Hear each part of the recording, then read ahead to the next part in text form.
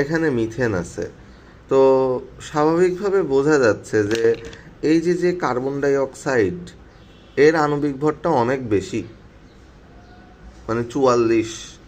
তো এরপরের যে হবে সে হচ্ছে যে carbon die oxide. Okay fine.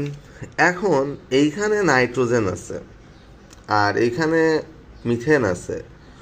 তো এক্সপেরিমেন্টালি দেখা গেছে যে এই যে নাইট্রোজেন এ অনেকটা নিষ্ক্রিয় প্রকৃতির হয়। তো অনেকটা নিষ্ক্রিয় প্রকৃতির হয় এবং এর বিচ্যুতি তুলনামূলক মিথেনের থেকে কম হয়। এখন প্রশ্ন হতে পারে যে কেন ভাই, এ দ্বিপরমাণুক কিন্তু এ 5 পরমাণুক, কিন্তু 5 পরমাণুক হইলে পরেও এর আণবিক ভর আবার কম 16, আর এর আণবিক ভর অনেক বেশি 28।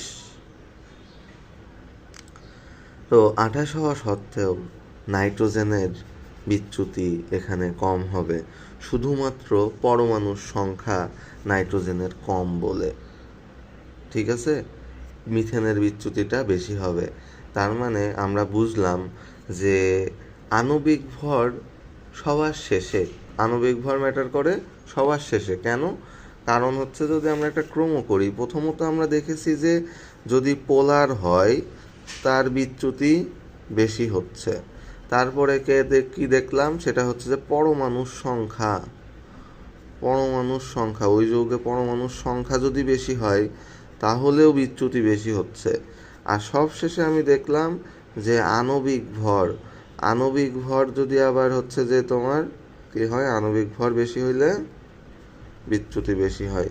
তো এই 3টা বিষয় আমাদেরকে কনসিডারে রাখতে হবে। তার মানে আমরা যদি এখন কার্বন ডাইঅক্সাইডের পরে, তাহলে বিচ্যুতি বেশি হবে কার? বিচ্যুতি বেশি হবে মিথেনের, CH4। তারপরে কার? নাইট্রোজেনের।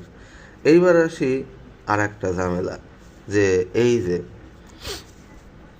এখানে এর আণবিক ভর কম 2, আর এর আণবিক ভর কি বেশি।